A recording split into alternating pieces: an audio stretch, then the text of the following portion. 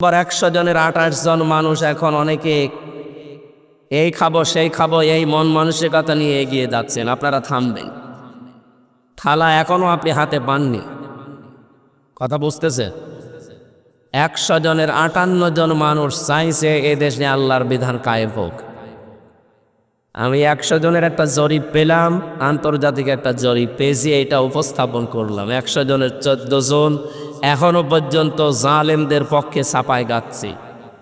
কথা বলেন না কেন? 100 জনের 28 জন এরা আগস্টের 5 তারিখের পর থেকে হাও খাওয়া আরম্ভ করিস, যেখানে যা বাঁচছে বাবা শাহজালাল সব হালাল, এভাবে আরম্ভ করিস না। আপনারা থামবেন ভাই। বাকি 100 জনের 58 জন তাদের যে চরিত্র এখন আমরা দেখতে পাচ্ছি, এই মানুষগুলো কারো বাড়িতে আক্রমণ করেনি, কারো দোকানপাট লুট করেনি। এই 58 জনের ভেতরে যারা শামিল, এদের ভেতরে বেনামাজি নেই, সুদখোর নেই। এই কথা বলেন না কেন? এদের ভেতরে দুর্নীতিগ্রস্ত কোনো মানুষ নেই, বেপরদা মানুষও নেই।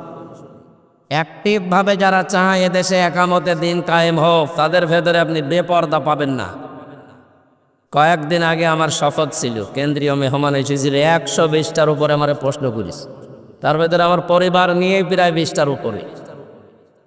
আমি একজন আলেম মানুষ, সারা দেশে আমি কোরআনের প্রচার করে বেড়াচ্ছি, অথচ এই 120টার ভেতরে আমার মনে হয় 30টা প্রশ্নের জবাব আমার ভালোভাবে হয়েছে, বাকিগুলো হয়। এই জন্য আমার ডেপ পার্টি।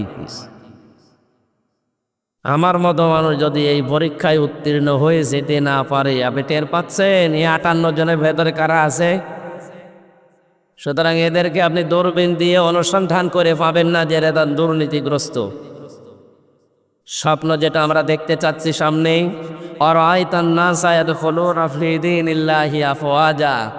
এ নবী বিজয় যখন আসে কয়েকটা জিনিস দেখা যায়। তার 1 নম্বরে এই দলে দলে পালে পালে মানুষ দেখবেন ইসলামে আসতেছে। মাত্র 15% মানুষ চাইতো এ দেশে ইসলাম কায়েম হোক আগস্টের 5 তারিখের আগে।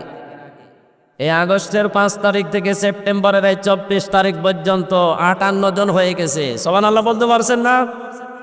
আর কিছুদিন যেতে দেখবেন 58 জন না, 100 জনের 100 জন মানুষ চাইবে দেশে ইসলাম কায়েম হোক। কারণ এই 58 জনের ভেতরে আবু বকরের মতো মানুষ আছে।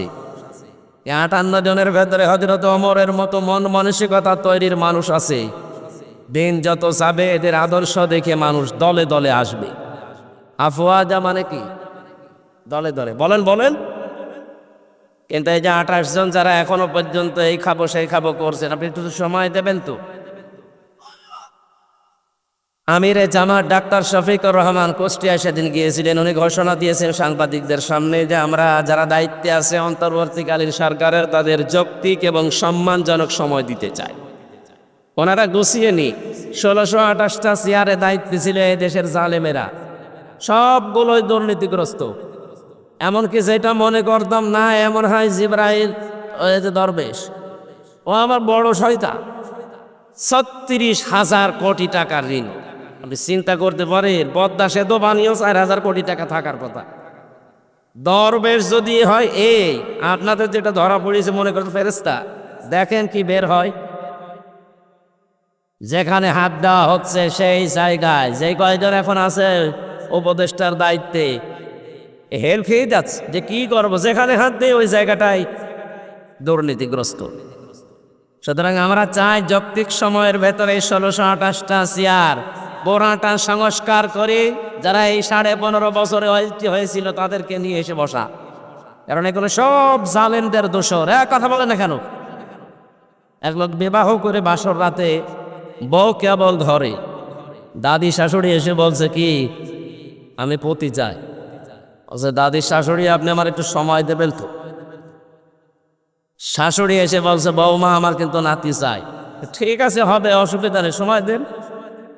ননদ আর দেবর এসে বলছে ভাবি আমাদের কিন্তু ভাতিজা চাই। ঠিক আছে। স্বামী এবার এসে বলছে তুমি কি করবা আমি জানি না, আমার বেবি চাই। বৌমা মুখ তুলে বলছে এ বংশের কি সব পাগল, এখনো আমার কিছু হয়নি, কেবল এসে বসলাম, তারপরে 10 মাস 10 দিন সময় দেবে, এরপরে কারো নাতি, কারো ভাতিজা, কারো বেবি সব হবে। কথা বলেন না কেন?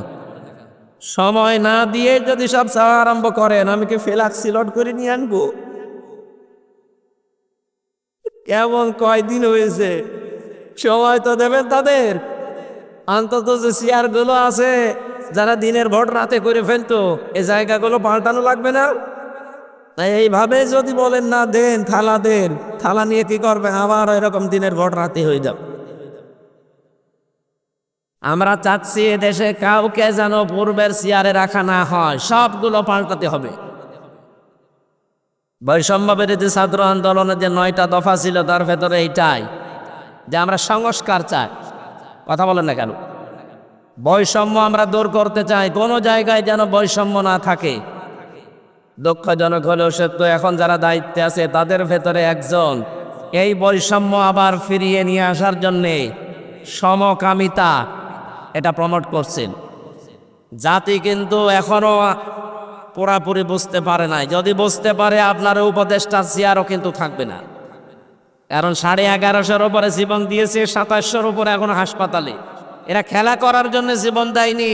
আপনি আবার সেই হারাম জিনিস এ পৃথিবীতে প্রতিষ্ঠিত করার জন্য প্রমোট করবেন আর মানুষ ছেড়ে দেবে? এটাকে আমেরিকা পেয়েছে? এটা 96% মুসলমানের দেশ। হ্যাঁ, কথা বলেন না কেন? ইসলাম বহির্ভূত কোনো কাজ এদেশে প্রতিষ্ঠা করার জন্যে আবু সাইদ জীবন দেয়নি।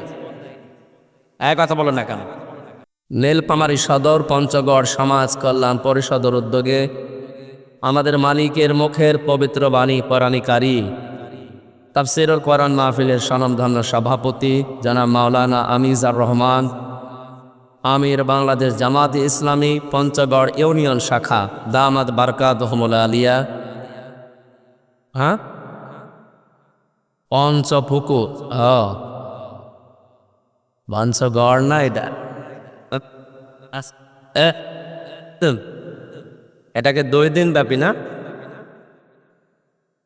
রকনুজ্জামান এসেছে।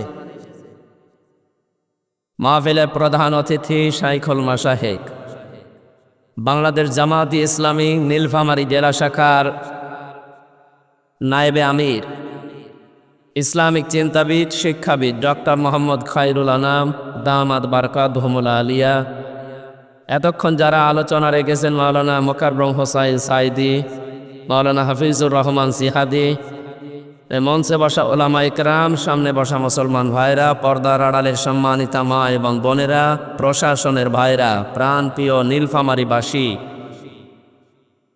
আল্লাহর দরবারে শুকরিয়া আদায় করছি। ঠান্ডা মাতার ইসলামের দুশমন ধরা পড়েছে। অত জোরে বলার দরকার? দল মত জাতি বর্ণ ধর্ম নির্বিশেষে কোরআনের এই আলোচনায় যারা আমরা দিনের বেলায়, এখন প্রচণ্ড গরম, এরপরও আমরা অপেক্ষা করে এসেছি কোরআনের কিছু কথা শোনার জন্যে, জানার জন্যে। আফদালুল ইবাদাতি তিলাওয়াতুল কোরআন। পৃথিবীতে যত নফল ইবাদত আছে এর চাইতে আর উত্তম ইবাদত আল্লাহর কাছে নেই।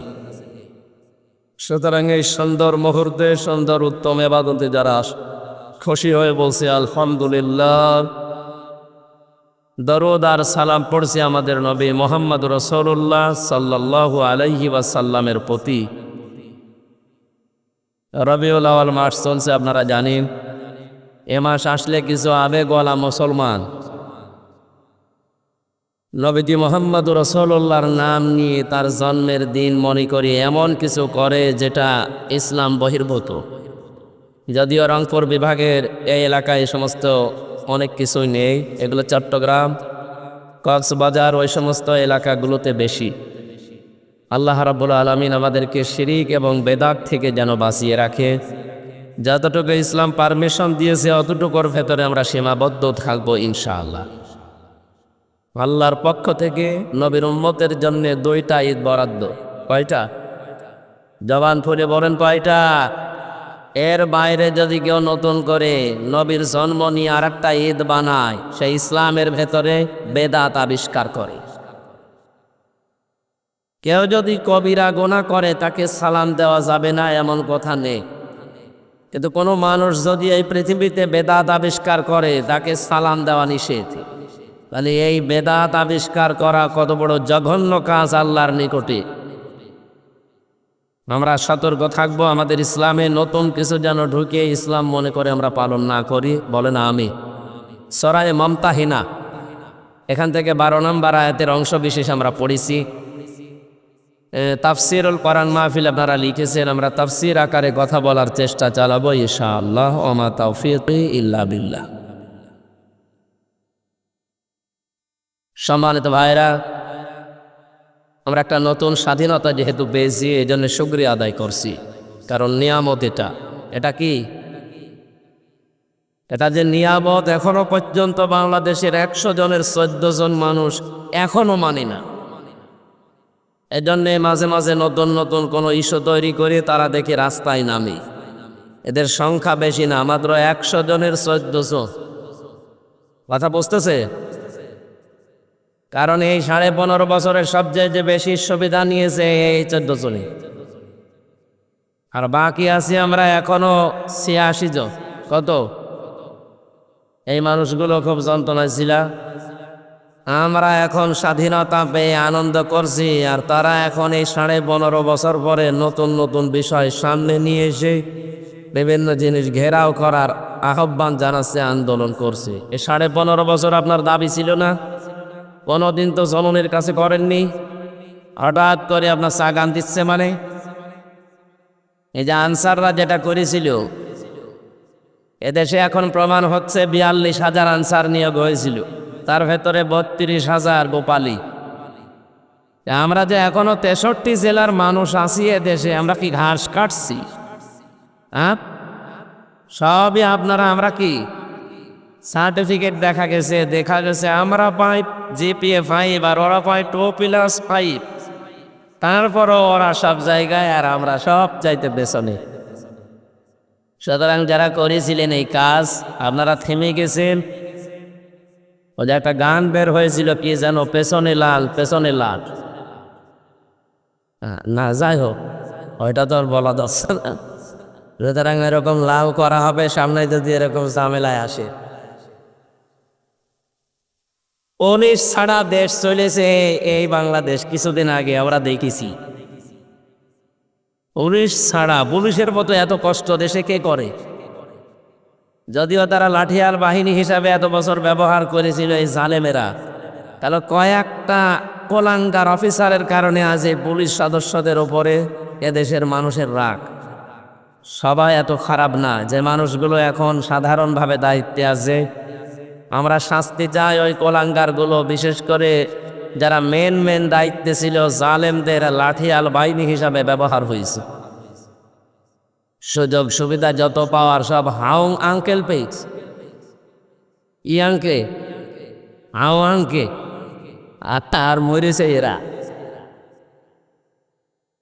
সুতরাং পুলিশ ছাড়া দেশ চলতে পারে, এটা প্রমাণ হয়েছে। আনসার ছাড়া দেশ চলবে 1 আর 2, কোনো দরকার নেই। আমার মনে হয় যারা দায়িত্বে আছেন সরকারের, এই আনসার বিলুপ্ত করে দিই, কোনো দরকার নেই।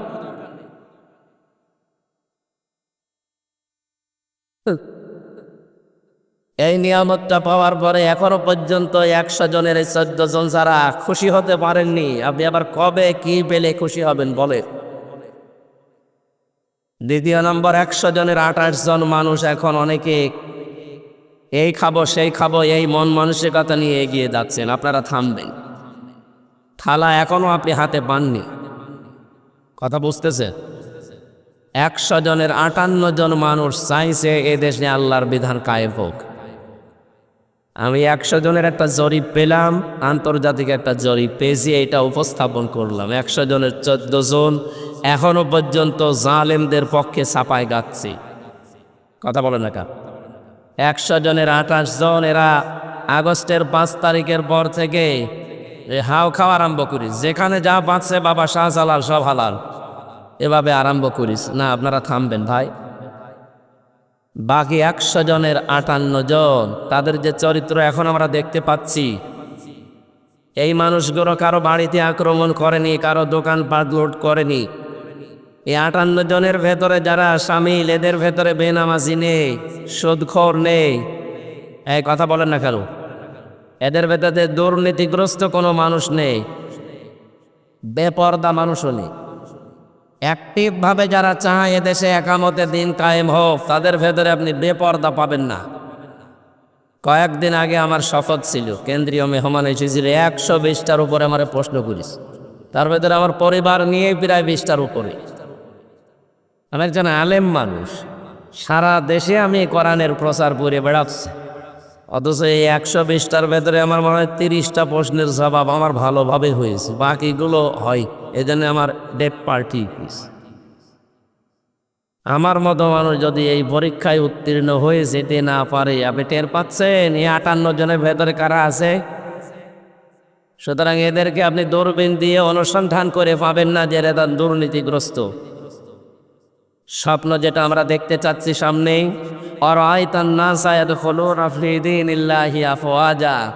এই নবী বিজয় যখন আসে কয়েকটা জিনিস দেখা যায়। তার এক নম্বরে এই দলে দলে পালে পালে মানুষ দেখবেন ইসলামে আসতেছে। মাত্র 15% মানুষ চাইতো এ দেশে ইসলাম কায়েম হোক আগস্টের 5 তারিখের আগে। এই আগস্টের 5 তারিখ থেকে সেপ্টেম্বরের এই 24 তারিখ পর্যন্ত 58 জন হয়ে গেছে। সুবহানাল্লাহ বলতে পারছেন না? আর কিছুদিন যেতে দেখবেন 58 জন না, 100 জনের 100 জন মানুষ চাইবে দেশে ইসলাম কায়েম হোক। কারণ এই 58 জনের ভেতরে আবু বকরের মতো মানুষ আছে, এই 58 জনের ভেতরে হযরত ওমরের মতো মন মানসিকতা তৈরির মানুষ আছে। দিন যত যাবে এদের আদর্শ দেখে মানুষ দলে দলে আসবে। আফওয়াজা মানে কি? দলে দলে। বলেন বলেন। কিন্তু এই যে 28 জন যারা এখনো পর্যন্ত এই খাবো সেই খাবো করছেন, আপনি একটু সময় দেবেন তো। আমিরে জামাত ডাক্তার শফিকুর রহমান কুষ্টিয়ায় সেদিন গিয়েছিলেন। উনি ঘোষণা দিয়েছেন সাংবাদিকদের সামনে যে আমরা যারা দায়িত্বে আছে অন্তর্বর্তীকালীন সরকারের, তাদের যৌক্তিক এবং সম্মানজনক সময় দিতে চাই। ওনারা গুছিয়ে নি 1628টা চেয়ারে দায়িত্বে ছিল এই দেশের জালেমেরা, সবগুলোই দুর্নীতিগ্রস্ত। এমনকি যেটা মনে করতাম না, এমন হয় জিবরাইল ওই যে দরবেশ, ও আমার বড় শয়তান। 36,000 কোটি টাকার ঋণ। আপনি চিন্তা করতে পারেন, পদ্মা সেতু বানিয়েও 4,000 কোটি টাকা থাকার কথা। দরবেশ যদি হয় এই আপনাদের যেটা ধরা পড়েছে মনে করেন ফেরেশতা, দেখেন কি বের হয়। যেখানে হাত দেওয়া হচ্ছে সেই জায়গায় যে কয়জন এখন আছে উপদেষ্টার দায়িত্বে, হেল খেয়ে যাচ্ছে যে কি করবো, যেখানে হাত দেয় ওই জায়গাটাই দুর্নীতিগ্রস্ত। সুতরাং আমরা চাই যৌক্তিক সময়ের ভেতরে 1628টা চেয়ার পুরাটা সংস্কার করে যারা এই 15.5 বছরে হয়েছিল তাদেরকে নিয়ে এসে বসা। কারণ এগুলো সব জালেমদের দোষর। কথা বলে না কেন? এক লোক বিবাহ করে বাসর রাতে বউ কেবল ধরে, দাদি শাশুড়ি এসে বলছে কি আমি পতি চাই। বলছে দাদি শাশুড়ি আপনি আমার একটু সময় দেবেন তো। শাশুড়ি এসে বলছে বৌমা আমার কিন্তু নাতি চাই। ঠিক আছে হবে, অসুবিধা নেই, সময় দেন। ননদ আর দেবর এসে বলছে ভাবি আমাদের কিন্তু ভাতিজা চাই। ঠিক আছে। স্বামী এবার এসে বলছে তুমি কি করবা আমি জানি না, আমার বেবি চাই। বৌমা মুখ তুলে বলছে এ বংশের কি সব পাগল, এখনো আমার কিছু হয়নি, কেবল এসে বসলাম, তারপরে 10 মাস 10 দিন সময় দেবে, এরপরে কারো নাতি কারো ভাতিজা কারো বেবি সব হবে। কথা বলেন না কেন? সময় না দিয়ে যদি সব চাওয়া আরম্ভ করেন আমি কি ফ্লাক্সি লোড করে নিয়ে আনবো? কেমন কয়দিন হয়েছে, সময় তো দেবেন তাদের। অন্তত যে চেয়ারগুলো আছে যারা দিনের ভোট রাতে করে ফেলতো, এই জায়গাগুলো পাল্টানো লাগবে না? তাই এইভাবে যদি বলেন না দেন, থালা দেন, থালা নিয়ে কি করবে, আবার এরকম দিনের ভোট রাতে হয়ে যাবে। আমরা চাচ্ছি দেশে কাউকে যেন পূর্বের চেয়ারে রাখা না হয়, সবগুলো পাল্টাতে হবে। বৈষম্য বিরোধী ছাত্র আন্দোলনের যে 9টা দফা ছিল তার ভেতরে এইটাই যে আমরা সংস্কার চাই। কথা বলেন না কেন? বৈষম্য আমরা দূর করতে চাই, কোনো জায়গায় যেন বৈষম্য না থাকে। দুঃখজনক হলেও সত্য, এখন যারা দায়িত্বে আছে তাদের ভেতরে একজন এই বৈষম্য আবার ফিরিয়ে নিয়ে আসার জন্যে সমকামিতা এটা প্রমোট করছেন। জাতি কিন্তু এখনো পুরাপুরি বুঝতে পারে নাই। যদি বুঝতে পারে আপনার উপদেশটা চেয়ারও কিন্তু থাকবে না, কারণ 1150-এর উপরে জীবন দিয়েছে, 2700-এর উপরে এখন হাসপাতালে। এরা খেলা করার জন্য জীবন দেয়নি। আপনি আবার সেই হারাম জিনিস এ পৃথিবীতে প্রতিষ্ঠিত করার জন্য প্রমোট করবেন আর মানুষ ছেড়ে দেবে? এটাকে আমেরিকা পেয়েছে? এটা 96% মুসলমানের দেশ। হ্যাঁ, কথা বলেন না কেন? ইসলাম বহির্ভূত কোনো কাজ এদেশে প্রতিষ্ঠা করার জন্যে আবু সাইদ জীবন দেয়নি। এক কথা বলেন না কেন? আবু সাইদ ছাত্র শিবিরের সাথী ছিল। সমন্বয়কদের ভেতরে 152 জন, তার ভেতরে 108 জন ইসলামী ছাত্র শিবিরের পরীক্ষিত কর্মী নেতা। এর পাচ্ছেন কোন জায়গা থেকে? কি হয়েছে? আন্দাজে লাফান। 15.5 বছর তো কিছুই ছিঁড়তে পারেননি। যারা ছিঁড়েছে আমরা তাদেরকে তাদের মত অনুযায়ী এদেশ চালাতে চাই। তারা যেহেতু ইসলাম ধ্বংস করার জন্য জীবন দেয়নি, ইসলাম যেন কায়েম হয়, ইসলামের নিয়ম নীতি, এই কারণে জীবন দিয়েছে, আর আমরা এটাই দেখতে চাই। এই জন্যই যে এত দ্রুত 15 থেকে 58% মানুষ ইসলাম চাচ্ছে। এমনি চাচ্ছে, এদের জীবনের পরীক্ষার কারণে। আমরা চাই রক্তের দাম দিতে। কথা বলেন। এখনো পর্যন্ত আবু সাইদের কবরের রক্ত শোকায়নি, এখনো মুগ্ধর কবরের রক্ত শোকায়নি। এখনো হাসপাতালের বেডে কেউ অন্ডকোষ হারিয়েছে, কেউ চোখ হারিয়েছে, কেউ পা হারিয়েছে। এই যে মাওলানা হাফিজ, আমি আরো গিয়েছিলাম 6 তারিখে হাসপাতালে। তার মা আর তার বোন দেখাচ্ছে যে এই যে আমার ছেলে 5 তারিখে গুলি খেয়ে অন্ডকোষ হারিয়ে ফেলেছে, কেউ চোখ হারিয়েছে, কেউ হাত হারিয়েছে। আসলে যে সমস্ত মানুষকে পুলিশেরা হত্যা করার পরে ভ্যানে তুলতেছে, আগুন লাগিয়েছে, এরপরও আপনার বিবেকের আয়না খোলে না। আপনি কি কুকুরে পোশাক করেছে? এখনো পর্যন্ত সালেনদের সাফাই গায়ে মানুষ বলে, আপা ঘাবড়াবেন না, আপনি ঘাবড়ালে আমরা নরম হয়ে যাই, আপনাকে নরমই বানানো হবে ইনশাআল্লাহ। সুতরাং যে সমস্ত দফাগুলো সামনে আমরা দেখতে পাচ্ছি, গতকালকে এটা প্রকাশ হয়েছে। উপদেষ্টার ভেতরে একজন, আমি নাম নিলাম না, উনি 8টা-9টার সামনে দফা নিয়ে এসে এগুলো আবার প্রমোট করতে চাচ্ছেন। তার ভেতরে এটা একটা। সমকামিতা, এই শব্দটা শুনলেই শরীরের ভেতরে কেমন যেন শিউরে ওঠে। এটা আল্লাহর পুরা সৃষ্টিকে পাল্টিয়ে দিয়েছে। পুরুষে পুরুষে নাকি বিয়ে করবে, নারীতে নারীতে বিয়ে করবে। ওরা এটা শরীফা হিসাবে বানাতে চেয়েছিল, আজ ওইটা অনেকে কায়েম করার জন্য। আমরা এরকম উপদেষ্টা দেশে দেখতে চাই না। এক কথা বলে না কেন? আমরা যেহেতু 96% মানুষ দেশে ইমানদার, আমরা যাচ্ছি কোরআনে তেলাওয়াত কি আয়াতে তাফসীর আকারে, দেখি আমাদের কোরআন কি শোনায়। জবান করে পড়ে না, আউযু বিল্লাহি মিনাশ শাইতানির রাজিম, বিসমিল্লাহির রহমানির রহিম,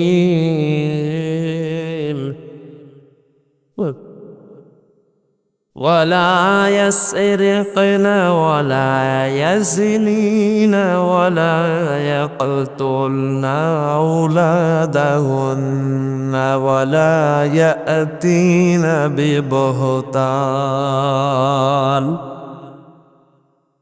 সূরা মুমতাহিনা শব্দের শাব্দিক অর্থ হচ্ছে পরীক্ষিতা নারী। কোন নারী? এই পৃথিবীতে যে সমস্ত নারীরা ইমানের পরীক্ষা দিয়ে উত্তীর্ণ হয়েছিলেন, তাদের ভেতরে 6 জনের নাম উল্লেখযোগ্য। একজন, প্রথম যার নাম পেয়েছি, হযরতে আসিয়া। কি নাম? আরো জোরে বলেন। হযরতে আসিয়ার যে স্বামী ছিল পৃথিবীতে, এইরকম জল্লাদ মার্কা স্বামী দুনিয়ায় কারো হবে কিনা আমি জানি না, বা আছে কিনা। না আছে মানে না, ওর মতো স্বামী দরিয়ায় কারো আসার কথা না। নিজের স্ত্রীকে হাতের ভেতরে প্রেক লাগিয়েছে, পায়ের ভেতরে শলাকা লাগিয়েছে,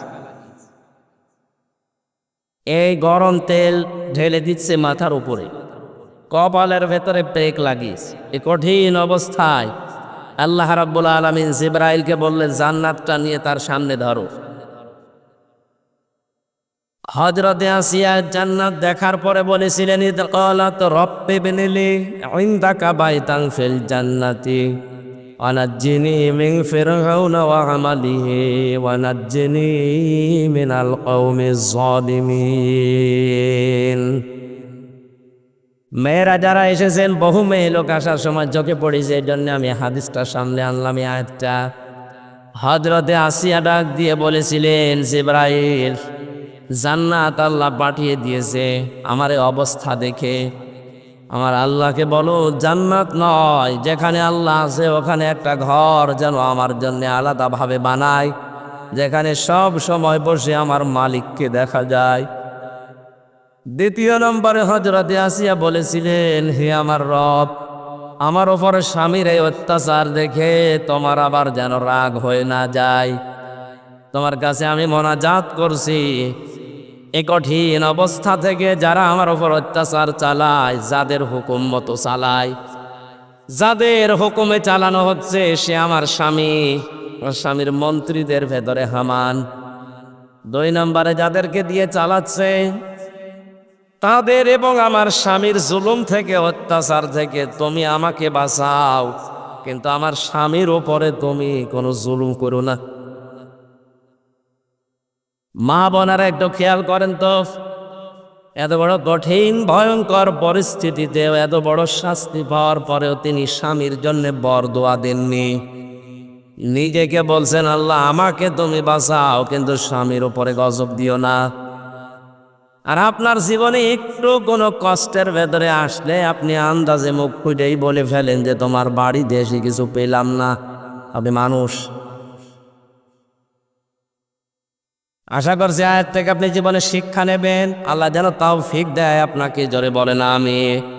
আরো 6 জনের নাম আছে তাফসিরে, আমরা সবগুলো বললাম না, নামকরণটা বলছি। কেন এ সূরার নাম মুমতাহিনা? নারীরা যখন বিশ্বনবীর কাছে আসতেন, নবীজিকে আল্লাহ জানিয়েছিলেন 6টা শর্ত দেবেন তাদেরকে। তার ভেতরে অন্যতম এই যে আল্লাহর সাথে শিরিক করবে না। এটা যেহেতু কালকে রংপুরে আলোচনা করেছে, এই জন্য ওই পয়েন্টটা আমি আর বলছি না। দ্বিতীয় নম্বর, যারা আমার কাছে এসেছ তাদেরকে আমি শোনালাম, ওয়ালা ইয়াসরিকনা, চুরি করবা না। কি করবা না? এটা কায়েম করার জন্য কিন্তু শুধু ওয়াজে হয় না।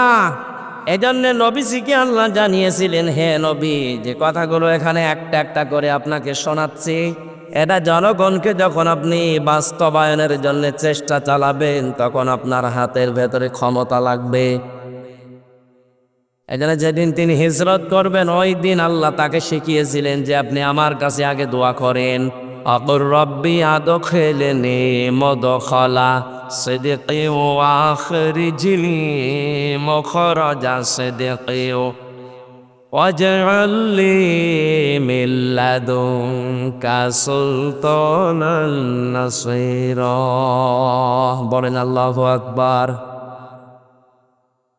আজ যে মানুষগুলো মনে করেন যারা দাড়ি রাখে, টুপি পরে, নামাজ আদায় করে, শুধু মসজিদ, খানকার, মাদ্রাসা নিয়ে থাকবে, তাদের পরিবার, সমাজ, রাষ্ট্রের দরকার নেই। তারা শোনেন, নবীজি এই কঠিন মুহূর্তে যেদিন হিজরত করার জন্যে বাড়ি থেকে বের হবেন, এক মুষ্টি বালি হাতে নিয়েছিলেন। নবীজিকে জিবরাইল জানালেন যে আপনি শুধু সামনের দিকে ফিকে মারেন সূরা ইয়াসিনের কয়েকটা আয়াত তেলাওয়াত করে। সূরা ইয়াসিনের কয়েকটা আয়াত তিনি তেলাওয়াত করার পরে সামনের দিকে মারলেন। যত মানুষ চারিদিকে দাঁড়িয়ে তরবারি নিয়ে পাহারা দিচ্ছিল, নবীজি বের হলেই হত্যা করবেন, তাদের চোখের কোণে কোণে এই বালি পৌঁছিয়ে দিয়েছে নবী নিজে না, আল্লাহ নিজে পৌঁছিয়েছে। কোরআনে কারিমে আল্লাহ নবীজিকে শুনিয়েছেন, ওমা রমাইতা ইয রমাইতা ওয়ালাকিন্নাল্লাহা রমা। হে নবী, আপনি তো বালি শুধু সামনের দিকে মেরেছিলেন, চারিদিকে যে বালি পৌঁছিয়ে গেল এটা কিন্তু আপনি করেননি, এটা করেছে আমার কুদরত। তাহলে আল্লাহ পাক যে নিজে কিছু করে নবীজির জন্য, এটা প্রমাণ। নবী তো সামনের দিকে মারলে সামনের কাফেরের চোখে লাগার কথা, পেছনে কারো কি করে? পুরাটা দায়িত্ব পালন করেছিল ওই সময় আল্লাহর কুদরত। সবার চোখে যখন বালি মাটি, তখন সবার চোখ ডলতে আরম্ভ করেছে, তরবারিটা ফেলে দিয়েছে। বিশ্ব নবীকে এই কঠিন মুহূর্তে আল্লাহ বলেন আপনি দাঁড়ান। ডান পা দিয়ে যখন আপনি ঘরে প্রবেশ করেছিলেন, বাম পা দিয়ে এখন আপনি বের হয়ে চলে যাবেন। এই দোয়াটা পড়েন যে আল্লাহ তুমি আমাকে এ ঘর থেকে যখনই বের করবে নিরাপদে বের করে দেবে। রাস্তায় যতক্ষণ থাকবো আমি যেন নিরাপদে থাকে, এমন এক জায়গায় আমাকে পৌঁছাবে যেখানে পৌঁছানোর পরে একটা রাষ্ট্রীয় ক্ষমতা তুমি আমাকে দেবে যার ভেতরে তোমার সাহায্য থাকে। এখানে শিক্ষা হচ্ছে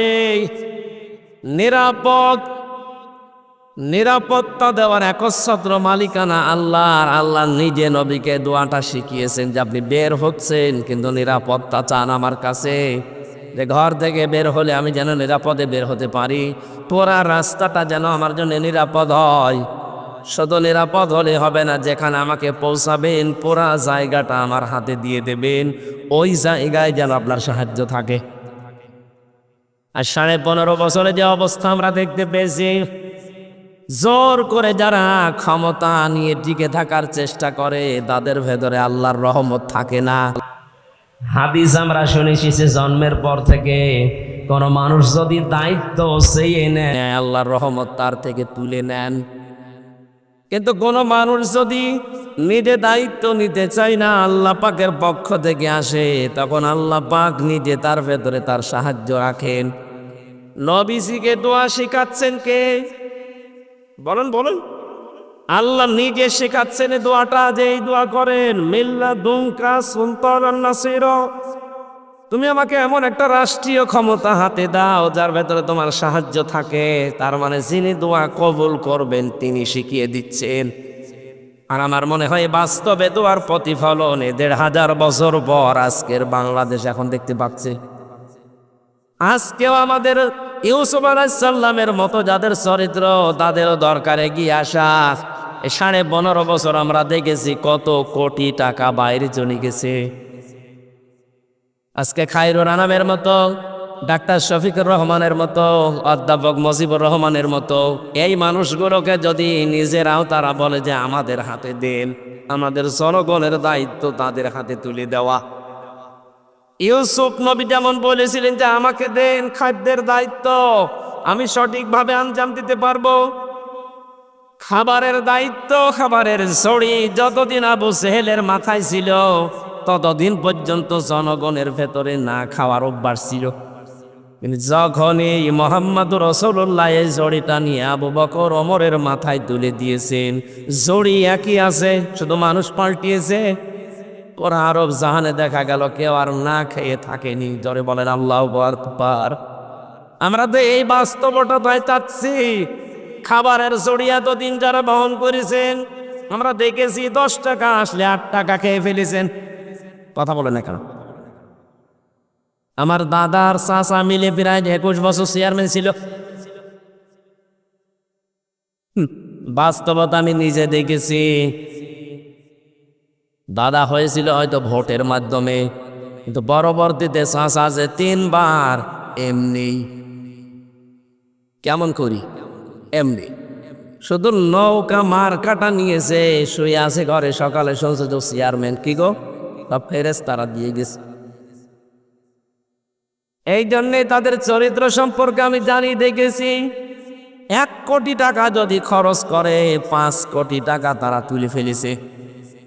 কিন্তু যে মানুষগুলোর নাম বললাম, অধ্যাপক মুজিবুর রহমানের রাজশাহীর, ডাক্তার শফিকুর রহমান মৌলভী বাজারের, ডক্টর খায়রুল আনাম এই নীলফামারীর, এই মানুষগুলো যদি দায়িত্ব নিতে পারে, এদের তার টাকা নেই যে 1 কোটি টাকা খরচ করবে। আপনাকে চাও হয়তো দিতে পারবে না, বিড়িও দিতে পারবে না, উল্টা করে নিজে তাকে আরো চা খাওয়ানো লাগবে। তাহলে টাকা মারার অভ্যাস আসবে কোত্থেকে? যা বাজেট হবে ওইটা তো খরচ করবে। এর বাস্তব প্রমাণ আমরা দেখেছি সাতক্ষীরার মুহাদ্দিস আব্দুল খালেক।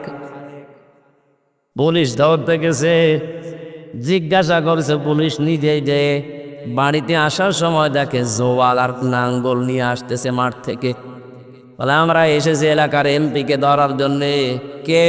আব্দুল খালেক। বলেন চলেন বাড়িতে। বাড়ি দিয়ে দেখে টিনের বাড়ি, চারিদিকে বেড়া দেওয়া।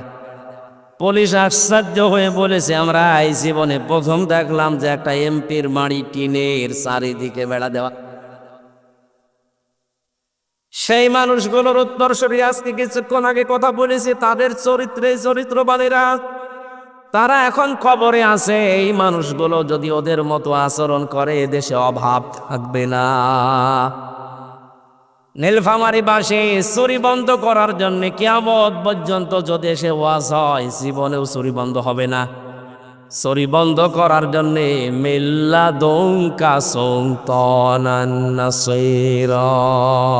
রাষ্ট্রীয় ক্ষমতা লাগবে। সামনে সে সময় যেহেতু এসে পড়েছে আর সুযোগ আমাদের সামনে, এটা যদি হাতছাড়া হয়ে যায় কিয়ামত পর্যন্ত পস্তাবেন। আপনি মনে করছেন না যারাই আসবে ওরা চুরি করবে না? কে বলেছে আপনাকে? কে বলেছে আপনাকে আগস্টের 5 তারিখের পর থেকে বাকি সময় দেখতে পাচ্ছেন না? খালা হাতে না পেয়ে অনেকে শুরু করে দিয়েছে। একটা পরীক্ষা চলছিল, অনেকেই ফেল করে গেছে। এই পরীক্ষায় যারা এখনো পর্যন্ত উত্তীর্ণ হয়ে আছে, পাশ করে আছে, এরপরও যদি আপনার বিবেক না খোলে, বুঝবেন আপনার বিবেক মরে গেছে। কোরআনে কারিমের বিধান আল্লাহ দিয়েছেন খেলা করার জন্য না। আস-সারিকু ওয়াস-সারিকাতু ফাকতাউ আইদিয়াহুমা জাযাম বিমা কাসাবা নাকালাম মিনাল্লাহ। আল্লাহ পাক বলেন, চোর যদি পুরুষ হয় নারী হয়, সাক্ষ্য প্রমাণে যদি ধরা পড়ে তার হাত কেটে দাও। আজ বাংলাদেশে সেই 10 সালে যখন ধরা পড়েছিল,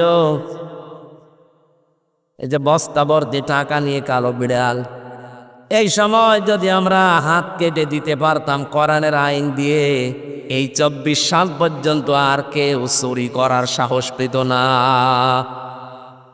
এ দরবেশ এত টাকা চুরি করতো না। কথা বলছে না এখন।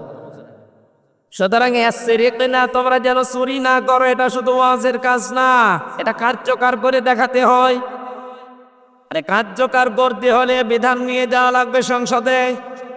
সংসদে যদি 151 জন আপনি পাঠাতেই না পারেন, তো কবে এই আইনটা বাস্তবায়ন করবেন?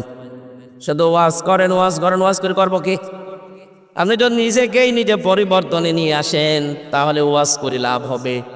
আর যদি বলেন যে যা বলছে বলুক গা, শুনে আমি আবার ওই কান দিয়ে বের করে বাড়ি চলে যাবো, যান, কিয়ামতের আগে দেশে চুরি বন্ধ হবে না।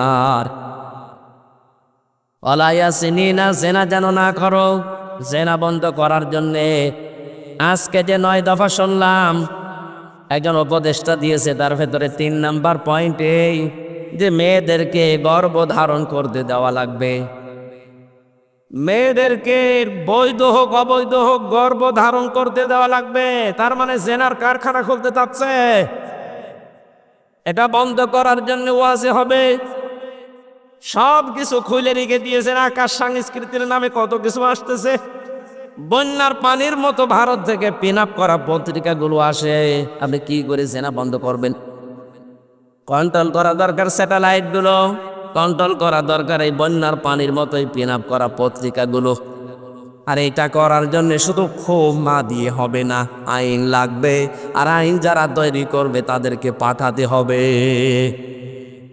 আপনাদেরকে আমি খুব সূক্ষ্ম কথা বলছি, হজ না করে আপনি হজের সওয়াব পাবেন, যাকাত না দিয়েও যাকাতের সওয়াব পাবেন, নামাজ না পড়েও আপনি নামাজের সওয়াব পাবেন। সূরা নিসা 5 নম্বর পারা 10 নম্বর পৃষ্ঠা 13 নম্বর লাইনের 85 নম্বর আয়াতে আছে, মাইয়াশফা শাফাআতাল হাসানাতান ইয়াকুল্লাহু নাসীবুম মিনহা ওয়া মাইয়াশফা শাফাআতান সাজ্জিয়াতান ইয়াকুল্লাহু কিফলুম মিনহা ওয়া কানাল্লাহু আলা কুল্লি শাইইন মুকিতা। বলেন আল্লাহু আকবার।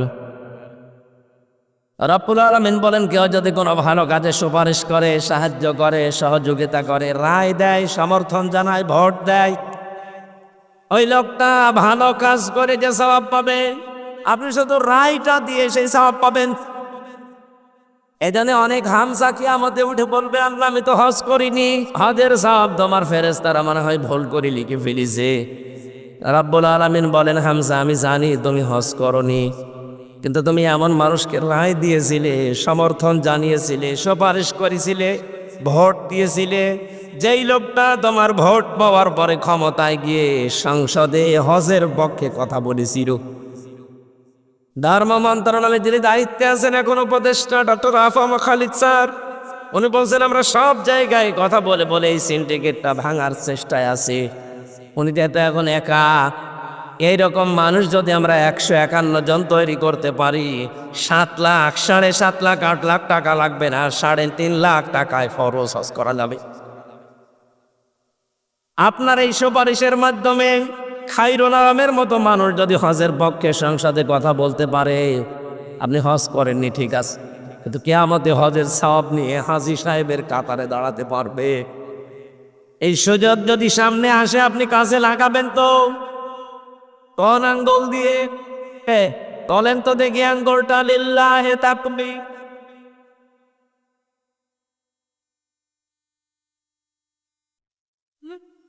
তাক আল কোরআনের তাল, আল হাদিসের আল, সাইন্সের তাল, সংসপ্তে হাত।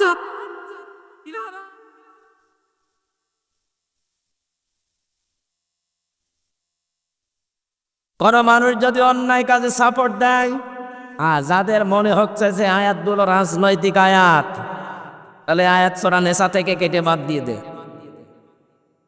যদি কোনো কথা এখনো পর্যন্ত ভুল ধরতে পারেন যে এটা বেশি হয়ে গেছে, এটা অন্য লাইনে যাচ্ছে, আসেন কোন হুজুর নিয়ে আসবেন, নিয়ে আসেন।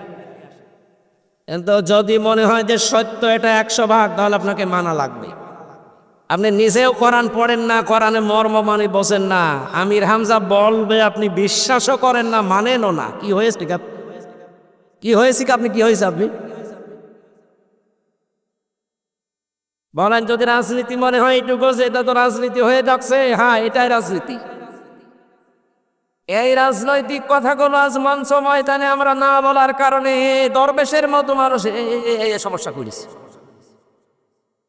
আমরা যদি সত্য সত্য দরবেশ পাঠাতে পারতাম, এটা তো দরবেশে ভেষ ধরিস, এক কথা বলে না কেন? দরবেশ তো আসল ডাক্তার শফিকুর রহমান, যার চেহারার দিকে তাকালে আল্লাহর কথা মনে হয়, তার আমল, তার ইখলাস, তার তাওয়াক্কুল আমি নিজে দেখেছি। ছেলে তার পাশের রুমে ছিলাম, আর এমন দরবেশ আল্লাহর উপরে ভরসা আছে, দাড়ি কেটে নম হয়ে গেছে। ভরসা আছে আল্লাহর উপরে। রসুলের গলায় ছুরি দিয়েছে, আপনার গলায় ছুরি দেবে 1-2। দাড়ি কেটে ফেলা মানে রসুলের গলায় ছুরি দেওয়া, এ কথা বলেন না কেন? যে লোকটা নিজে বাঁচার জন্য আল্লাহর রসুলকে জবাই করতে পারে, ও নিজে বাঁচার জন্য আপনাকে জবাই করবে 1-2।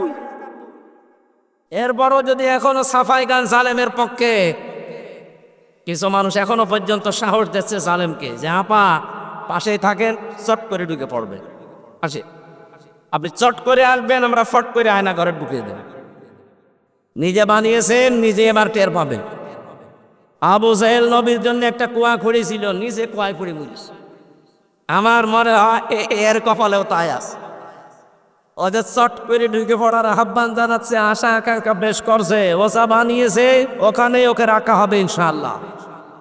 ব্যারিস্টার আরমান 8 বছর ছিল, আপনি থাকবেন 18 বছর। আমার এদিকে ছিল 10 দিন। 10 দিনে আমি শুকিয়ে গেছি। আমি জেলে যখন ঢোকে তখন আমার 64 কেজি ওজন ছিল। ওই 10 দিন পরে বের হয়ে আমার 54 কেজি, তার মানে 10 কেজি কমে গেছে।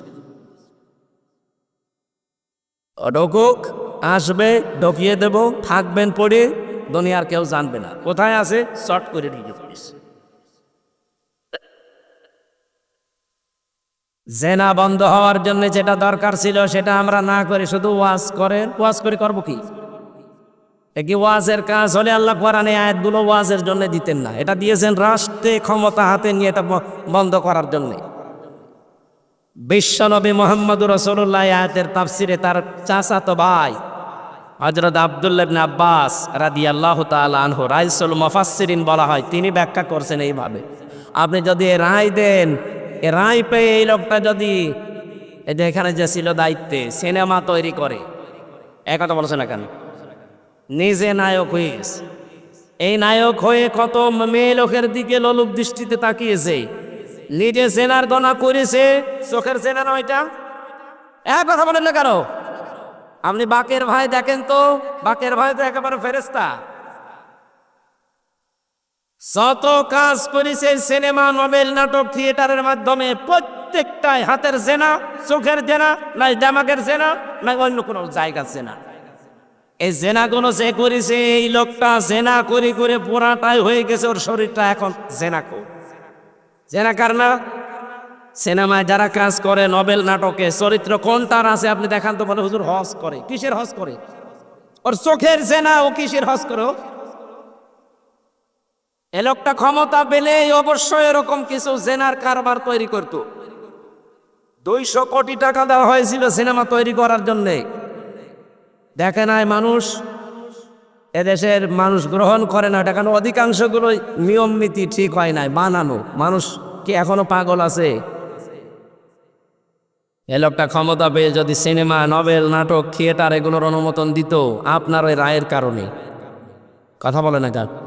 কিয়ামতের দিন আপনি দেখতেন নামের আগে লেখা আছে জেনাখোর, বলতেন আল্লাহ আমি তো জেনা করিনি। আল্লাহ পাক বলেন হ্যাঁ আমি জানি। তুমি এমন আলোরে ভোট দিয়েছিলে। কি আলো, কি সুন্দর নাম দেখেছেন, আসাদুজ্জামান নূর, জামানার বাগ আলো। নামটা তো ভালো নাম। কাজটা করেছে যা যা সূক্ষ্মভাবে ইসলামকে ধ্বংস করার জন্য দেশে 10 জন, তার ভেতরে লেখা। আপনি হয়তো টের পাচ্ছেন না, মনে করো হুজুর কিছু জানি না। ও দাড়ি রাখা দরবেশের মতো, ও ঠেলায় পড়লে দাড়ি কেটে নম হয়ে যাবে। দাড়ি আপনি খায়রুনা নামের কাটান তো ফাঁসি হয়ে যাবে। মীর কাশেম আলীর মতো দাড়ি কাটাতে পারবেন না। কারণ এই দাড়ি আমরা মেকি দাড়ি না, লোককে দেখানোর জন্য রাখি না, এটা নবীর সুন্নাত মনে করে রাখি। কথা বলেন না কেন? জেনা করের যখন আপনার আমল নামায় দেখবে যে জেনা, কি গো আমি তো জেনা করিনি, আল্লাহ বলেন আমি জানি জেনা করিনি। কিন্তু এমন মানুষকে রায় দিয়েছিলে সমর্থন দিতে, এ লোকটা ক্ষমতা পেয়ে জেনার কারবার খুলেছিল। ওখান থেকে ফ্ল্যাক্সি লোড হয়ে তোমার আমল নামায় এসেছে। এখন তুমি জেনাকারের কাতারে দাঁড়াও। নীলফামারীবাসী জেনাকারের কাতারে কিয়ামতে দাঁড়াতে চান? যদি হযরতে ইউসুফ নবীর কাতারে দাঁড়াতে চান, তাহলে খায়রুল আনামের পক্ষে আপনাকে থাকা এটা ফরজ, নামাজের মতো ফরজ এই কাজটা। বলে ভোট কোথায় আছে? আপনি কোরআন শরীফ নিয়ে আসেন, সূরা নিসা 5 নাম্বার পারা 6 নাম্বার পৃষ্ঠার 6 নাম্বার লাইনে আছে, ইন্নাল্লাহা ইয়া'মুরুকুম আন তু'আদ্দুল আমানাতি ইলা আহলিহা। এই যে আমানাতি, এই বহু বচনের ব্যাখ্যায় আল্লামা শফি রহমতুল্লাহ আলাইহি উনি লিখেছেন আমানাত মানে ভোট। মারেফুল কোরআন নিয়ে আসেন, আমি বাংলায় দেখিয়ে দিচ্ছি। আমি আন্দাজে বলছি না, সব পড়ে বলছি। আর আন্দাজে বললে হবে, যে সব আলেম বসে আছে না, আপনি যে পান না ভোট কোথায় আছে, রায় কোথায় দেবেন, সমর্থন জানাবেন, সুপারিশ করবেন, ভোট দেবেন, এটা যদি কোরআনে না থাকে তো কোরআনে আছে কি? এটা তো দুনিয়ার কাজ না। নেতা নির্বাচন করা দুনিয়ার কাজ, তা আখিরাতের কাজ। এইটা দিয়ে আপনার আখিরাত তৈরি হবে। কারণ কিয়ামতে আল্লাহ এমন মানুষের পেছনে আপনাকে তুলবে যেই লোকটার পেছনে দুনিয়ায় আপনি ছিলেন। এটাকে আমি বানালাম। সূরা বানী ইসরাঈল 15 নম্বর পারা 8 নাম্বার পৃষ্ঠা 3 নাম্বার লাইনের 72 নাম্বার আয়াত। এত দলিল দিয়েও মানুষের মন পায় না আমি। এত কিছু বলেন, এত দলিল দেওয়ার পরেও আমি আয়াত, পারা, পৃষ্ঠা, লাইন, রুকু, সূরার নাম, তাফসীরের নাম সব বলে দিই মানুষের সহজার্থে। এরপরও কিছু মানুষের মন খারাপ হয়, মনে মনে করে না এ কি বেশি বলে ফেলল, বেশি বলে ফেললে এরা আমার ছাড়বে। কিয়ামতের ময়দানে ইয়াউমা নাদউ কুল্লা উনাসিন বিইমামিহিম, আল্লাহ পাক বলেন প্রতিটি মানুষকে আমি ডাক দেব তার নেতার সাথে। কার সাথে? নেতা যদি হয় আপনার এরকম 2 নাম্বার, ওর দিকে তাকিয়ে আল্লাহর রাগ হয়ে যাবে, তখন আর আপনার দিকে আল্লাহ তাকাবে না, সরাসরি ওর সাথে জাহান্নামে দিয়ে দেবে। কিন্তু নেতার চরিত্র যদি হয় হযরতে ওমরের মতো, তার চেহারা যদি হয় আবু বকরের মতো, তাকে দেখলে আল্লাহ পাক খুশি হয়ে যাবেন, আপনার পর্যন্ত আর যাওয়া লাগবে না, ওকে যেখানে দেবেন আপনাকে ওখানে দিয়ে দেবেন। যে আমরা তো ভুল করবো না। জেনা বন্ধ করার জন্য ক্ষমতা দরকার, পাওয়ার দরকার, আইন তৈরি করে বাস্তবায়ন দরকার। সামনে যেহেতু আসতেছে, আল্লাহ পাক আমাদেরকে দিয়ে এরকম ভালো ভালো কাজে আঞ্জাম দেওয়ার তৌফিক দিন, বলেন আমিন। এবার আমি 3 নাম্বার যে বিষয়টা নেওয়ার জন্য বসেছিলাম ওইটা বলছি। এই খুব ভালো করে খেয়াল করুন।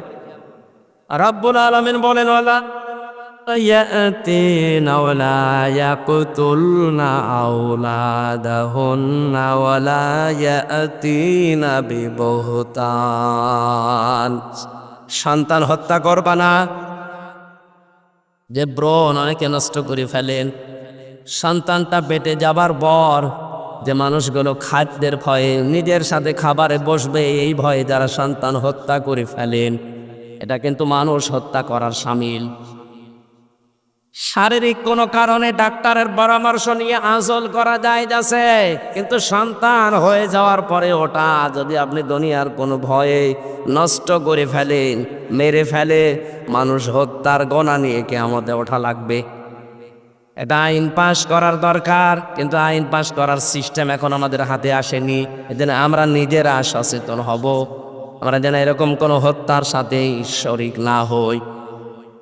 আজ বাবার অপরাধের কারণে অনেকে সন্তানের দিকে আঙ্গুল তুলে তাকাচ্ছে, সন্তানের অপরাধের কারণে তার পেটে যেটা আছে ওর দিকে ইঙ্গিত দিচ্ছে। 15.5 বছর আমরা এইটাই দেখেছি। যাদের বয়স 70 আপনি তাদেরকে যদি রাজাকার বলতেন মেনে নিতাম। যাদের বয়স 40, স্বাধীনতার প্রায় 11 বছর পরে জন্ম, আপনি তার এই গালি দেন কি হিসাবে? এমনকি তার বইয়ের পেটে যে সন্তান আছে ওইটাকেও বলে ওটা চেতনায় রাজাকার হবে। দাদার পরে বাবা, বাবার পরে নাতি পেটে আছে, ওইটা যদি চেতনায় হয়, তাহলে এতদিন পর্যন্ত আপনারা যা করেছেন মানুষ হত্যার নাম নিয়ে, গুমের নাম নিয়ে, খুনের নাম নিয়ে, এদের এখন যারা আসবে এরাও চেতনায় গুমকারী, হত্যাকারী। বহতান শব্দটা কোরআনে কারিম একটা ভয়ঙ্কর শব্দ পেয়েছি আমি কোরআনে। কোরআন পড়ে আমার কাছে আশ্চর্য 2টা বিষয় লেগেছে, একটা হচ্ছে জুলুম আর একটাই বহতান। আল্লাহ পাক বলেন, তোমরা যে দোষ সে করে নাই তারে ওই দোষ দিয়ে দোষী বানিয়ে দুনিয়ায় কলঙ্কিত করবা না। অথচ 15.5 বছর এটা সব চাইতে বেশি হয়েছে। এটা আমার নামে একটা চালিয়ে দিয়েছে, আমি নাকি আইএস, আমি নাকি বাংলা টিমের সদস্য। আমরা যদি বলতো এই শিবিরের লোক, জামাতের লোক, তবে এটা মেনে নেওয়া আছে। তো কথা বলছেন এখন এমন একটা নাম দিয়েছে, জীবনেও নামও আমি শুনিনি যে আইএস কারে বলে। আনসারুল্লাহ বাংলা টিমের সদস্য কি এটা আমি জানি না। আন্দাজে 10টা দিয়ে যে 3টা বছর আপনি ছেলে আমারে রেখে দিলেন, প্রমাণ তো হয়েছে যে না আমি এ দলে নেই। কয়েকদিন আগে আমার মামলা সব খারিজ হয়ে গেছে। বিচারপতি বলেছে কোনো দোষের ভেতরে পাওয়া যায়নি, পুরাপুরি মুক্ত করে দিলাম। তাহলে আমি যেহেতু নির্দোষ প্রমাণ হয়েছে আদালতের মাধ্যমে, আমার কোনো দোষ পাইনি, যে মামলা দিয়েছিল মামলার সাথে আমার ন্যূনতম কোনো সম্পর্ক নেই। তাহলে মামলার আয়ু থেকে শুরু করে একেবারে উপরের চেয়ার পর্যন্ত যারা এর সাথে টপ টু বটন জড়িত, প্রত্যেকের এভাবে 3 বছর এখন জেল খাটানো উচিত। এই কথা বলে না কেন? শুধু জেলে দিলে তো হতো, রেখেছে ফাঁসির কন্টেন্ট ছেলে। এরপরে আমার বাবার টাকাগুলো তো খেয়েছে, কারণে অকারণে যে বলতো 50টা মামলা দেব, শিগগিরই টাকা দেন। বাবা তো গ্রাম্য মানুষ, ধরার পরে ও মুরব্বি দিয়েছে 8 লাখ। চেয়েছিল 10 লাখ, বলেছিল মামলা আর দেব না। একবারে 8 লাখ দিয়েও টাকাও নিয়েছে, মামলাও দিয়েছে। এতে পুরাটা মিথ্যা, আমার উপর একটা দোষ চাপিয়ে এখন তো প্রমাণ হয়েছে যে কোনো দোষ আমার ছিল না, তাও আদালত প্রমাণ করেছে। বলে এখন আমি যেটা চাই, আমার উপরে যেটা চাপিয়ে দিয়েছিলেন আপনার উপর আমি চাপাচ্ছি না, আপনি যা করেছেন সেইটা আপনাকে আমি চাপাই। এই কথা বলে না কেন? আপনি তো খুনের সাথে জড়িত, আপনি গুমের সাথে জড়িত, আপনি আয়না ঘরের সাথে জড়িত। আমার দোষ নেই, আমি খালাস, আপনার তো দোষ আছে, আপনারা আমরা রাখতে চাই। থাকেন দেখি কেমন লাগে। এখনো পর্যন্ত 1,10,000-এর উপরে মানুষ জেল খাটতেছে সারা বাংলাদেশ মিলে। তার ভেতরে প্রায় 100 জনের 65 থেকে 70 জন মানুষ কিচ্ছু জানে না, আন্দাজে ঘরে ঘুমিয়ে আছে। সকালে লোক কইলে দেখছে জেলখানায়। কি গো, তুই গাছ কেটেছিস? কখন কাটলাম? স্বপ্নে। স্বপ্নে গাছ কেটে আমার বিয়ে আছে জেলখানার ভেতরে। ঘুমের থেকে উঠে দেখছে আমি বাড়িতে। কি গো, মাঝখান থেকে আল্লাহর ওলিরা এরা 5 লাখ টাকা হাদিয়া নিয়ে চলে গেছে।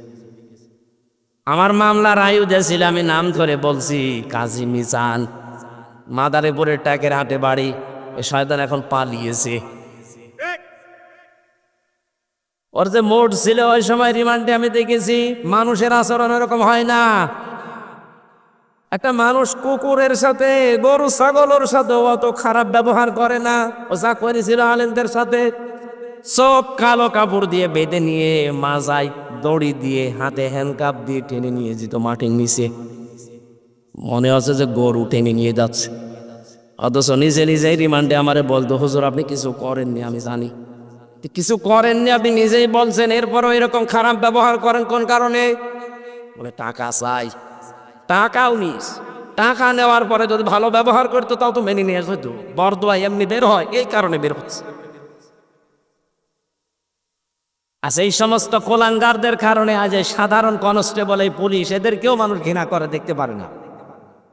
এরা 24 ঘন্টা ডিউটি করে, আর এই শয়তানগুলো বহু কামিয়েছে আর এখন পালিয়েছে।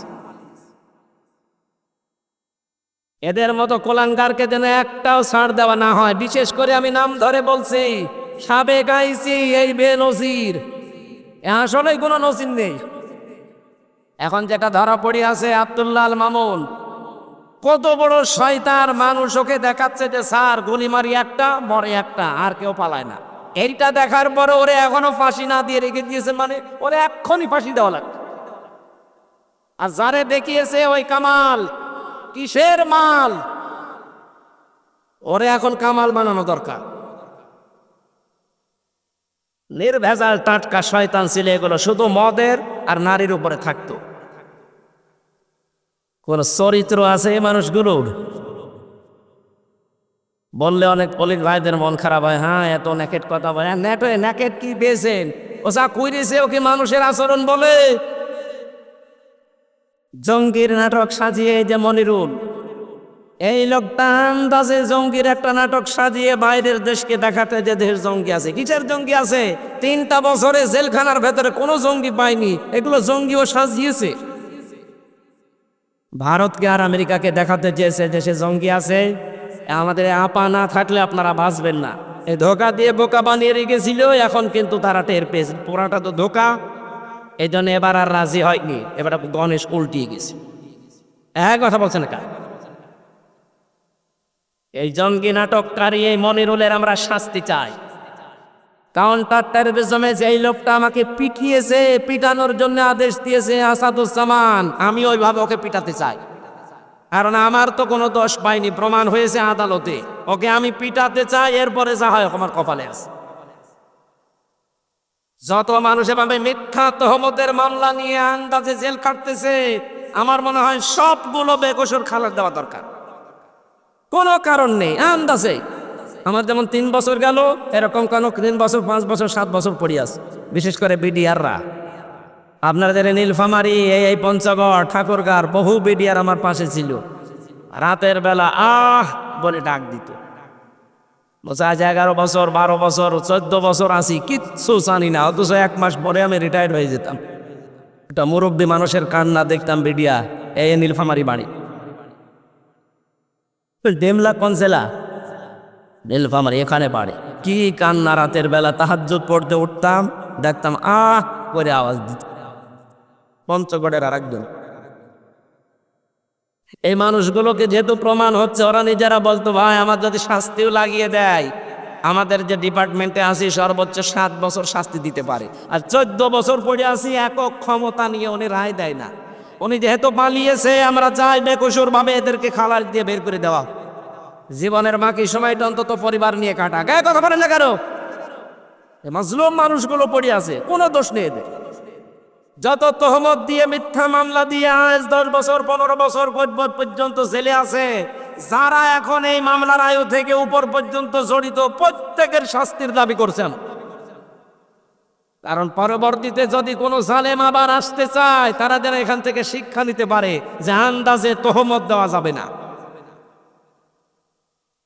তহমত দিয়েছিল একজন, এই এদিকে কত বড় অপরাধ, এটা কিভাবে অপরাধটা সংগঠিত হচ্ছে। হযরত ইমাম মালিক রহমতুল্লাহ আলাইহি তার জামানার একটা ঘটনা আমি হাদিসের পাতায় পড়েছি, ইতিহাসে। তিনি তার জামানায় একজন মহিলা মারা যাবার পরে পাশের এলাকা থেকে এক মহিলা এসেছে লাশ ধোয়াতে। লাশ ধোয়াতে ধোয়াতে হঠাৎ করে দেখা যায় রানের উপরে হাত দিয়েছে, হাত গেছে আটকিয়ে। হাত আটকিয়ে যাবার পরে চিন্তা করছে হাত তো খোলে না, কয়েক ঘন্টা পার হয়ে যাচ্ছে। এলাকার যে মসজিদের ইমাম ছিল তাকে বলছে আপনি কি করবেন দেখেন। তিনি বলছে এক কাজ করেন, হাত যেহেতু আটকে গেছে, এই হাতের যে জায়গাটুকু মাংস আছে এই মাংসটা কেটে ফেলে দেন। যার বউ মারা গেছে সে চিল্লিয়ে উঠেছে, কি আমার বউ মারা গেছে, এই মরা মানুষের গা থেকে শরীর থেকে আপনারা লাশ এ গোশত কাটবেন, আমি হতে দেব না, দরকার এই মহিলার হাত কেটে বাদ দিয়ে দেন। এখন এই মহিলার স্বামী আর ছেলে বলছে না, আমার মেয়ে আমার বউ ভালো মানুষ, জীবিত হাত কাটতে দেব না। কয়েক ঘন্টা হয়ে যাচ্ছে, মহিলা প্রসাব পায়খানা যাবে, কিছু হয় না, কি করে, হাত তো ছড়ে না। শেষ পর্যন্ত ওই দেশের প্রধান কাজী, যিনি বিচারপতি ছিল, মদিনায় থাকতেন ইমাম মালিক, ঘোড়ায় চড়ে তাকে নিয়ে আসা হচ্ছে। ইমাম মালিক আসার পরে ডাক দিয়ে বললেন, মহিলা সত্যি করে বলো কি হয়েছে। প্রথমে মেয়েটি বলছে আমি কিচ্ছু জানি না, শুধু লাশ ধোয়াতে ধোয়াতে হাত লেগে গেছে আর ছড়ে না। ইমাম মালিক বলে, দেখো আমার কাছে কিন্তু কোরআন হাদিসের রাডার আছে, আমি ধরে ফেলবো, সত্যি করে বলো কি করেছিলে। মেয়েটা বলে, ইমাম সাহেব আমার তেমন কিছু মনে পড়ছে না, তবে একটা কথা আমার মনে হচ্ছে, আমি লাশ ধোয়ানোর সময় একটা খারাপ মন্তব্য এই মহিলার উপরে নিক্ষেপ করেছিলাম। তুমি তো উপরে ফিটফাট ভালো, ভেতরে তোমার শকর ঘাট, তোমার চরিত্র ঠিক নেই। আমি একদিন একটা ছেলে পুরুষের সাথে তোমাকে গাড়িতে করে যেতে দেখেছিলাম, অথচ পরবর্তীতে আমি খোঁজ নিয়ে জেনেছি যে ওই ছেলেটা তার ভাইয়ের ছেলে। একটা মহিলার যদি ভাইয়ের ছেলে হয় সম্পর্কে কি হয়, অপু হয়, অপু কি হয়। 14 জন মহিলার সাথে দেখা করা জায়েজ আছে পুরুষ মানুষের, 14 জন মহিলার সাথে একজন পুরুষের দেখা করা জায়েজ আছে, তার ভেতরে আপন ভাইয়ের ছেলে আছে। কথা বুঝতেছে, যে 14 জন পুরুষের সাথে দেখা করা একজনের জায়েজ আছে মহিলার, তার ভেতরে আপন ভাইয়ের ছেলে আছে। সূরা নিসার তাফসিরে পাবেন, আমি লম্বা করে বলছি না। যেহেতু তার সাথে দেখা করা জায়েজ, আপন ফুফু এর সাথে বিয়ে করা জায়েজ আছে, বলুন তবে খারাপ ধারণা করে ফেললেন, এই কারণেই তো আপনার হাতটা আটকিয়েছে। খারাপ ধারণা যদি কোনো নেককার কোনো মহিলার উপরে কেউ যদি আন্দাজে কোনো ধারণা করে জেনার তহমত দেয়, তাহলে কোরআন জানিয়েছে তাকে 80টা বেত মারা লাগবে।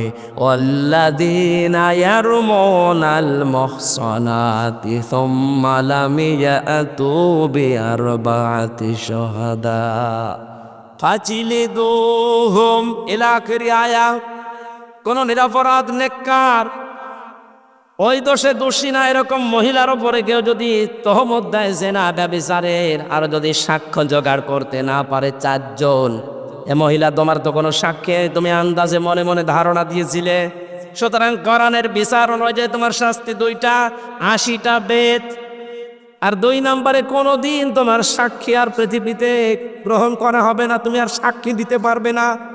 আমার মনে হয় এই বাস্তবতা বাংলাদেশে যদি আজ কায়েম থাকতো, যে আন্দাজে কারো উপরে দোষ দিলে যদি প্রমাণ না হয় তাহলে তাকে 80টা বেত মারা লাগবে, আর জীবনেও কোনোদিন তার সাক্ষী আর নেওয়া হবে না। এদেশে হাজার হাজার মামলা এমনি খালাস হয়ে যেত, কারণ আপনার সাক্ষী তো আর কোনোদিন নেওয়া হবে না। 2 নম্বরে 80টা বেত লাগানো হবে যদি এই মামলা প্রমাণ করতে না পারেন। আমারটা যেমন প্রমাণ করতে পারেনি, তাহলে এই মিজানকে কত বেত লাগানো উচিত কোরআন অনুযায়ী? 80টা। কয়টা? আর কোনোদিনও কোনো মামলার আয়ু হতে পারবে না, সাক্ষী হতে পারবে না। এটা কোরআনের নির্দেশ। যদি এটা কায়েম থাকতো তাহলে এটা আমরা দেখতে পেতাম। ইমাম মালিক ডাক দিয়ে বলে, মহিলা, আমি কোরআনের রাডার ওই সময় বুঝে ফেলেছি যে অবশ্যই তুমি কিছু করেছিলে। অমায়াকে সেবে খতিয়াতান আও ইসমাং সুম্মায়ারমি বিহি বারি আং ফাকাতি হাইতামালা বহুতানা ওয়া ইসমাম মুবিনা। সূরা নিসার 112 নম্বর আয়াতে আছে, কোন মানুষ যদি নিজে অন্যের ওপরে, একটা নিরপরাধ মানুষের ওপরে দোষ চাপিয়ে নিজে ভালো সাজে, নিজেকে ভালো মনে করে, আল্লাহ পাক বলেন সে যেন প্রকাশ্য পাপের বোঝা বহন করে নিয়ে বেড়ায়। তুমি নিজে হয়তো এরকম উল্টাপাল্টা মহিলা আন্দাজে একটা ভালো মানুষের ওপরে একটা জেনার তহমত নিক্ষেপ করলে, ধারণা করলে, আল্লাহ এই শাস্তি দুনিয়ায় তোমারে দিয়েছে, তোমার হাতটা গেছে আটকিয়ে। আমার মনে হয় এরকম শাস্তি যদি আজ বাংলাদেশে একটা কোনো জেলায় হতো যে হাত আটকিয়ে যাচ্ছে দোষ দিলেই, তাহলে এদেশে এই তহমত বন্ধ হয়ে যেত। ইমাম মালিক বললেন, আমার কাছে কোরআন হাদিসের রাডার ছিল। মান সালিমাল মুসলিমুনা মিন লিসানিহি ওয়া ইয়াদিহি। মুসলমান তো ওই মহিলাকে, ওই পুরুষকে বলা হয় যার হাতের দ্বারা আর মুখের দ্বারা অন্য মুসলমান শান্তি পায়। এটা তো একটা মুসলিম মহিলা, তার লাশ ধোয়াতেছিলে, হঠাৎ কেন মুখ দিয়ে এই ধারণাটা বের করলে? হাত দ্বারা যখন এই ধারণাটা করছিলে ধোয়ানোর সময়, আল্লাহ তোমার হাত এই কারণে আটকিয়েছে। এখানে হাত মানে শুধু এই হাত না, মুখ মানে শুধু এই মুখ না। পৃথিবীতে ক্ষমতার হাত আছে, টাকা পয়সার হাত আছে, প্রভাব প্রতিপত্তির হাত আছে। কোন হাতের দ্বারা, কোন মুখের দ্বারা অন্য কোন মুসলমান যেন অশান্তিতে না থাকে, ঝামেলায় না পড়ে। যদি পড়ে তাহলে তুমি আর নবীর উম্মত না, মুসলমান না। ইমাম মালিক বললেন, সাক্ষী যেহেতু নেই, মনে মনে ধারণা করেছিলে। কোরআনের সূরা নিসা 6 নম্বর আয়াত অনুযায়ী, 4 নম্বর আয়াত অনুযায়ী আমি 2টা শাস্তির প্রথমটা তোমারে এখন দেব। 80টা বেত মারা হবে। পর্দার আড়াল থেকে জল্লাদকে বললেন, ওর পিঠে বেত লাগাও। 79টা হয়ে গেছে। ইমাম মালিক রহমতুল্লাহ আলাইহি ডাক দিয়ে বললেন, কাজী সাহেব খবর কি? বলে, না, জল্লাদ তো বলছে এখনো পর্যন্ত হাত ছড়ে না। ইমাম মালিক বললেন, আমি সূরা নিসার উপরে, সূরা নূরের উপরে 100 ভাগ বিশ্বাস করি আল্লাহর কোরআন। কোনদিন আমার আল্লাহ এটা মিথ্যা প্রমাণ করবে না। বাকি আছে কয়টা? বলে, একটা চাবুক বাকি আছে। বিসমিল্লাহ বলে এবার আরম্ভ করো। বিসমিল্লাহ বলে যখন 80 নাম্বারটা মেরেছে, চট করে হাত খুলে গেছে। মিথ্যা তহমত কত কত কঠিন জায়গায় পৌঁছায়। একটা দৃষ্টান্ত শুধু দিলাম, আজ বাংলাদেশে মিথ্যা তহমতের ছড়াছড়ি চলছে। এমনকি 5 তারিখের পর থেকে এ পর্যন্ত অনেকেই এ মিথ্যা তহমতের সামিল হয়ে নিরপরাধ মানুষও জুলুমের শিকার হয়ে বিভিন্ন রকমের ঝামেলায় পড়েছে। ডাক্তার শফিকুর রহমানের নাম বলছে এ কারণে, এই লোকটার চাইতে তো আপনি বেশি ক্ষতিগ্রস্ত হননি, এই লোকটার চাইতে বেশি জুলুমের শিকার আপনি হননি। তার ছেলে জেলখানায়, তার বউ অসুস্থ, তার দলের লোক সব পালাচ্ছে, কেউ জেলখানায়। এত বড় কঠিন পরিস্থিতি এই 15.5 বছর সে লোকটা পার করেছে। এরপরও 5 তারিখের পরেই কেমন উদারতা দেখিয়েছে যে আমি সবাইকে আমার দলের পক্ষ থেকে আল্লাহর জন্য মাফ করে দিলাম। আর ভিকটিম যারা আছে তারা যদি কিছু করে আমি সাহায্য করব, কিন্তু আমাদের দলীয় ভাবে আমার নিজের পক্ষ থেকে আমি আল্লাহর জন্য সবে 15.5 বছরের অপরাধ মাফ করে দিলাম। ওই অন্য কেউ তো বাংলাদেশে কথা বলতে পারেনি। কথা বলেন না কেন? কেউ বলতে পেরেছে কথাটা? কত বড় মন হলে কথা বলা যায়, নিজে ভিকটিম হওয়ার পরেও। আমারও পর্যন্ত এখনো উদারতা আসেনি। আমার মন বলে ওদেরকে যদি পেতাম, যা যা দিয়েছে আমারে, আমি তাই দিতাম। কিন্তু উনি আল্লাহ এমন ভাবে ওনারে মানিয়েছে, আল্লাহ রাব্বুল আলামিন মনে হচ্ছে একেবারে হাতে ধরে দেখিয়েছে। যারা বহতান যারা এখনো পর্যন্ত আছেন, মেয়েদের ভেতরে অভ্যাসটা এখনো জারি আছে। মা বোনেরা থামবে না, আক্তা যে কারো উপরে দশ চাপিয়ে দেবেন না। এরকম যদি কারো হাত আটকে যায় সেদিন কিন্তু বসবে তামাম দুনিয়ায় আপনারও নিয়ে ওয়াজ হবে। কথা বলেন ঠিক কিনা? আল্লাহ আমাদের হেফাজত করুন। ভেতরে আমার অনেক ঘেমে যাচ্ছে, আর অবস্থাও তো ভালো না। কখন বৃষ্টি নেমে যায় আমরা শেষ করে দিচ্ছি। রাতের বেলা আসেন, এই পাশে ঘরে মাহফিল আছে। আল্লাহুম্মা আমিন। লা ইলাহা ইল্লা আনতা সুবহানাকা ইন্নী কুনতু মিনাজ জালিমিন। আয় আল্লাহ তাআলা, চুরি, জেনা, মানুষ হত্যা করা আর আর বহতান এ সম্পর্কে যতটুকু কথা শুনলাম আমাদেরকে মেনে চলার তৌফিক দাও। এ মাহফিলের আয়োজন করতে গিয়ে যারা শ্রম দিয়েছে আল্লাহ তুমি এদেরকে মেহেরবানি করে ওমরের মতো কবুল করে নাও। মা বোনদেরকে তুমি মঞ্জুর করো। আল্লাহ তাআলা, আকাশের অবস্থা ভালো না, বিদ্যুৎ চমকাচ্ছে, এই জন্য আমরা আজকে শেষ করে দিয়েছি। প্রচন্ড গরমে যারা কষ্ট স্বীকার করেছে এদেরকে তুমি ক্ষমা করে দাও। আগামীতে এই মাহফিলটা কোরআনের ইজ্জতে বিশাল আকারে মঞ্জুর করো আল্লাহ। আইলাইত এলাকায় যারা ব্যবসা বাণিজ্য করে, পঞ্চপুকুর এলাকায় তাদের ব্যবসা বাণিজ্য বরকত দাও। প্রশাসনের যে ভাইগুলো এসেছে আল্লাহ এদেরকে তুমি কবুল করে নাও। আজকের মাহফিলের প্রধান অতিথি ডক্টর খায়রুল আনাম, তোমার এই গোলামকে মেহেরবানি করে আমাদের অভিভাবক বানিয়ে দাও। সভাপতি মাওলানা আমিজার রহমানকে কবুল করুন। যত আলেম এসেছে আল্লাহ আলেমদেরকে তুমি মঞ্জুর করো। আমার শরীরটা তুমি সুস্থ করে দাও। মুক্ত জীবনে যখন ফিরিয়ে দিয়েছো, কোনোদিন ভাবি নাই যে তোমার বান্দাদের সামনে এইভাবে আবার কথা বলবো। যখন ফিরিয়ে দিয়েছো মুক্ত জীবনে আল্লাহ, আমার কণ্ঠটা মেহেরবানি করে ছেড়ে দাও।